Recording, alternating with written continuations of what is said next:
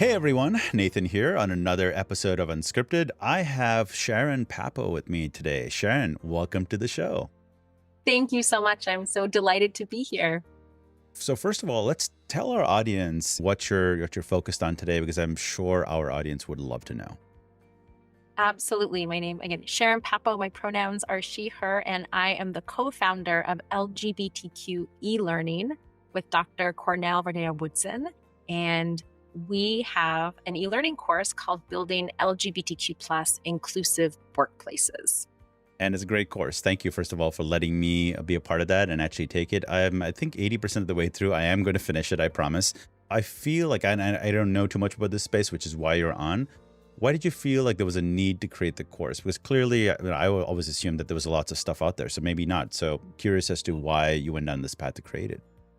Yeah, this topic is professional and personal for me. So years ago, I had a job and I really did not feel I could bring my full self to work as part of the LGBT community. And I remember seeing a colleague of mine one day and seeing her walk to the reception area, and her boyfriend had brought her lunch and she gives him a big hug and a kiss. And she says, "Oh, thank you, sweetie." And I remember feeling the sense of feeling of warmth in my heart and happy for her that she had this wonderful relationship and she could just walk through the world with ease. And then I felt this kind of pit in my stomach because I knew I couldn't have that in my workplace. And in my office, I had no pictures of my family and felt there would be a cost if I did.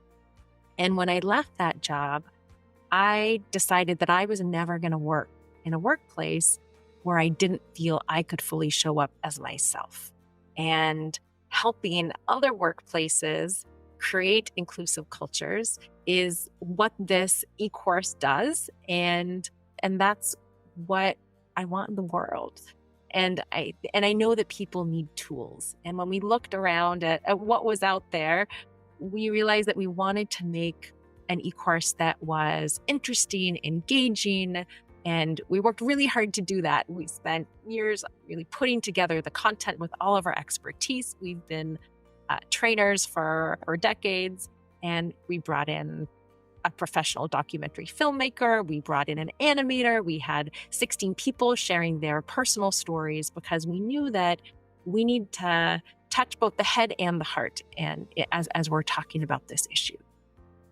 And you definitely accomplished that, because I got a lot out of it, and the production quality is fantastic. And the learning part, I think, is the most important. And you've broken it down so well between all the different chapters so people can, at their pace, get through the training and actually make a positive difference in the world. So thank you for that. So I guess what kind of individuals or even companies would be interested in a course like this? What do you think is the average customer that would need it, in your opinion?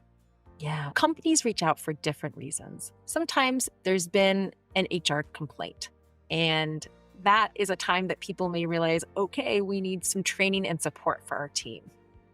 Other times, it might be that somebody on the team has come out, and maybe team members are feeling awkward or uncomfortable, or they have questions and they don't want to ask awkward questions to this individual.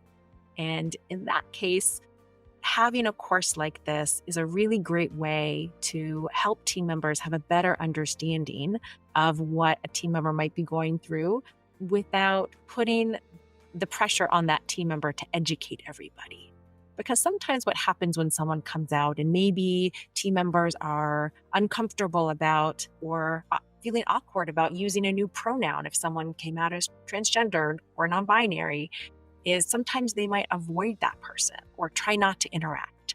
And that does not create a great sense of belonging on a team. And so we want to make sure that people really have the tools and that it can support teams in thriving for everyone. That was a great decision, because honestly, and until I watched it, I don't think I've seen anything that's that precise in terms of meeting you where you're at, in terms of how you feel, how you want to be treated, right? Because I think most people are genuinely good people and want to be welcoming, right? But sometimes they just don't know what to do, and they, I don't know, just completely shut down. And we don't want them to shut down. We want them to be themselves and to be welcoming. Other times that companies reach out is if it may be Pride Month and they want to do something meaningful, and also that companies have a commitment to a sense of belonging and inclusion in their team.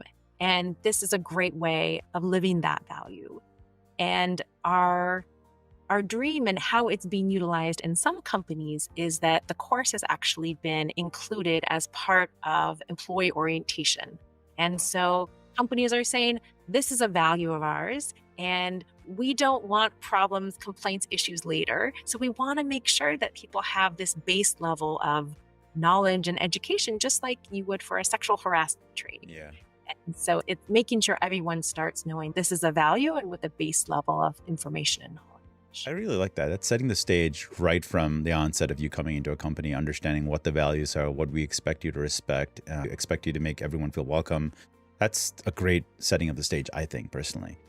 So let's talk about DEI, because it seems like, at least in the last 6 months, some companies have, I wouldn't say gotten rid of their DEI departments, but they've definitely downsized, and it feels they're the first ones to get the boot, which is unfortunate because this is still a very active need. What are your thoughts on that? Is that a real thing? Is that really happening? And how do you combat that? Yes, companies in this political climate are questioning how they should be living out their DEI commitments and goals and what resources they want to put there. And what I will say to them, specifically about LGBTQ inclusion, but also about all DEI efforts, is we need to make sure we're building successful companies for today and tomorrow. And when we look at data like the Gallup poll 2022, and they found that 2% of Gen Z, which is 11 to 26 right now, so 2% is transgender, and 19.7%, almost 20%, identifies under the LGBTQ umbrella. So that is 1 in 5 hires. So that's 20% of your workforce. And we need to make sure that the workforce of today and tomorrow feels that they can show up in their workplace and do their best work and feel comfortable and not lose their energy feeling that they're in a hostile work environment. And this is a tool that can help get you there. But I think that it's really important for us to know that Gen Z is not like other generations, and they're not going to stick around, and they're not sticking around in workplaces where they don't feel seen and respected and appreciated. So I think that there's not just the ethical moral case for doing this work, but there's also a very clear business case for it as well. Absolutely. That's great perspective, Sharon. Thanks for sharing that. In terms of companies that want to subscribe or use your e-learning course, what's the best way to get in touch with you? Yeah, thanks for that question. We have a website, lgbtqelearning.com, and you can reach us there, lgbtqelearning.com. Perfect. And I really hope whoever's watching this, I hope you take advantage of this, because it's a great course. It really is. And I definitely think we really need to be educated. And I think we all, like I said earlier, we want to create this culture of belonging. So you're giving us those tools, Sharon, your company is. So thank you for that. Sharon, thank you so much for being on the show. We really appreciate you being here. Thank you so much. Really enjoyed to be here and have this conversation with you. Thank you so much. And folks, that's another episode of Unscripted. Thanks for joining us today. See you next time.